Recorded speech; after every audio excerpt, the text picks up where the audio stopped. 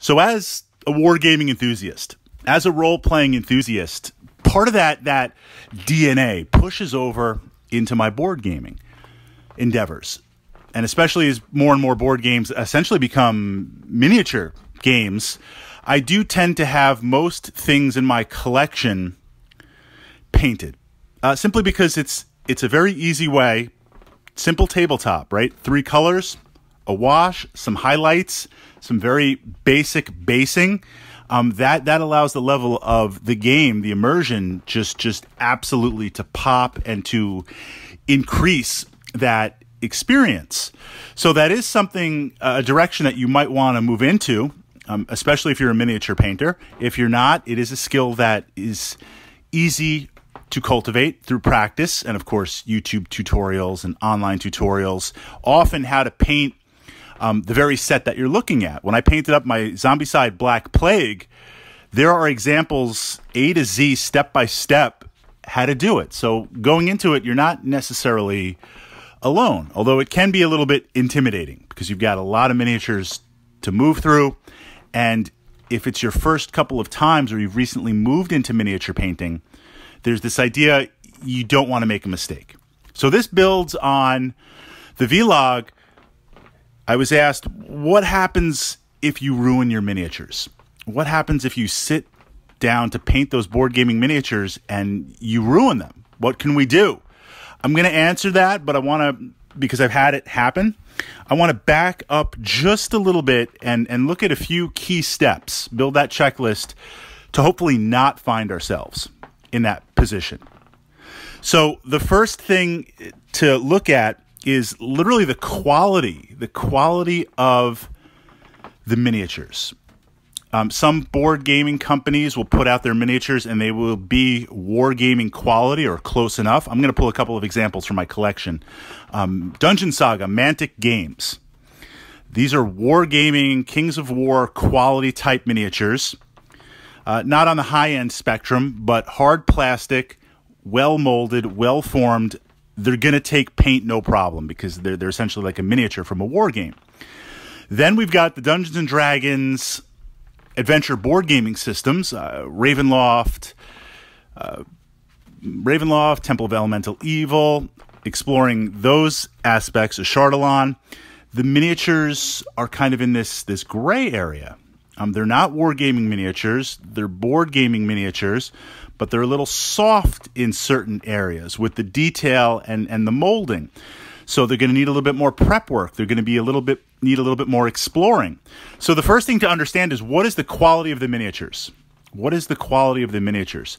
Certain miniature systems and board games, I won't say they're impossible to paint. They're going to be very, very hard because they were never intended to be painted. An example, Descent First Edition. I ruined a couple of miniatures from my Descent First Edition set, and it took a while to replace them simply because the plastic, the miniature material used was such of a low quality. And in all fairness, we're talking Descent First Edition 2008. People weren't really painting their stuff. It wasn't intended. Just the fact that you got that many miniatures was massive for Descent. They could not hold the paint. I would prime them, the primer would leach off. I would paint them, the paint would crack and literally just fall off. There was nothing ultimately that I could do. Maybe it was a really early batch. So that's the first thing, is to look at the material, maybe do a little research online. Will they be able to paint up? Second aspect, to wash them, to prep them. There'll be some residue on them. There'll be some mold release. There'll be some oils from your hands. The quality, if it's a softer plastic, will tend to pick up oils. Literally before you prime, wash them. Wash them kind of in average temperature water, a little bit of dishwasher soap, clean them, get them to be that blank spot. Priming, this is where you have to be really, really careful from what I've noticed. Now, careful is in the ambient temperature outside and humidity level. Miniatures of a higher quality, if that is off a little bit, you know, those settings, if they're off a little bit, the primer will still stick and the primer will still bond. What I've noticed with softer miniatures from a board game is if the humidity is a little high, it's going to get a little fuzzy. It's going to get a little bit fuzzy, and I might have to kind of wash it and redo it, or it's fuzzy, but I can still work with it. Or if the temperature is really, really cold, it's just not even going to stick and form. And then you have to wash it and get it off, because if it does dry on there, it's just going to be a mess. So prep time, I find, in terms of priming and getting the miniatures ready, you have to be very, very exact compared to higher quality miniatures. Now, you would also say with higher quality miniatures, resin miniatures, hard plastic, you want to take that into account anyway. And I do, most people are looking at the calendar like, what's the temperature going to be, and can they go to the beach? Fritz is like, when can I prime my stuff? When's the ideal time to prime my stuff? So this is certainly something to follow regardless of the miniatures. But as a new miniatures enthusiast, you might not be aware of it, how it affects the miniatures. Just like shake the primer up, prime it, good to go.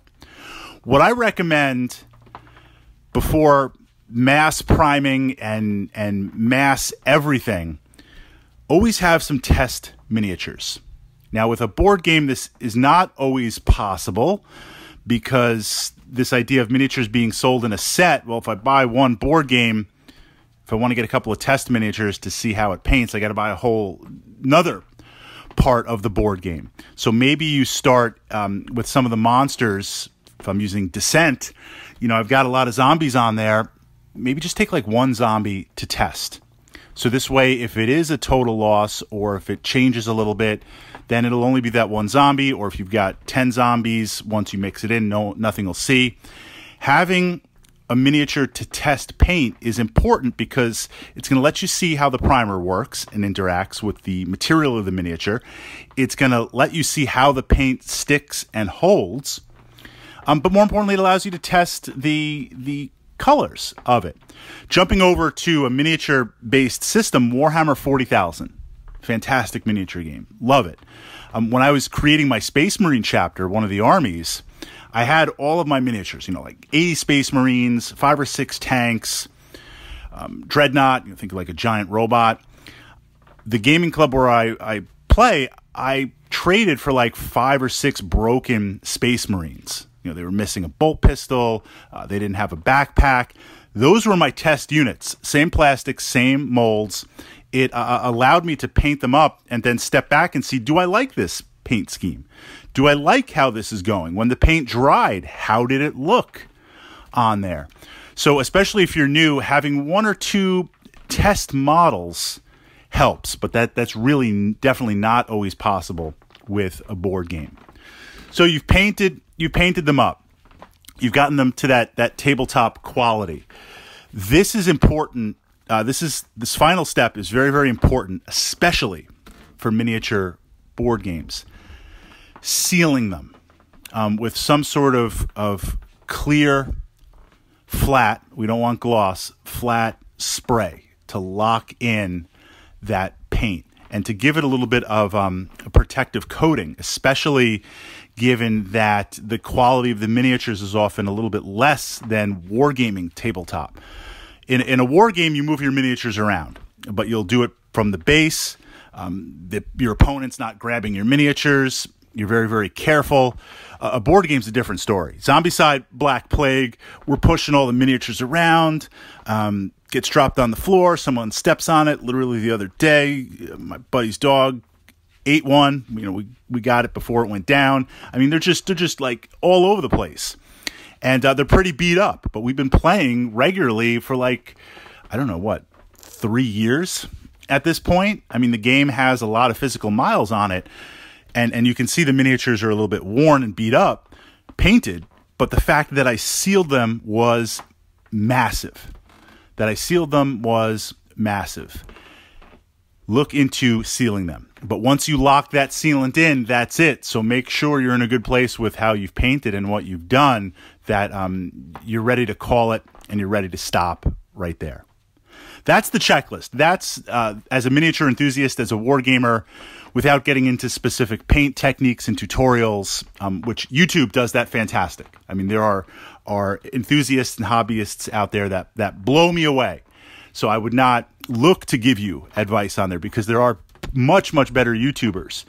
But as an enthusiast who plays with mostly painted stuff, that's the checklist. Those are the points I would say to look at, to consider, to ask the questions, so you don't prime and start to paint all 90 miniatures, for your game, and then you suddenly realize it's not working. They're ruined. What do you do? How do we save them? What do we do next? I've been there, so let's avoid that as best we can.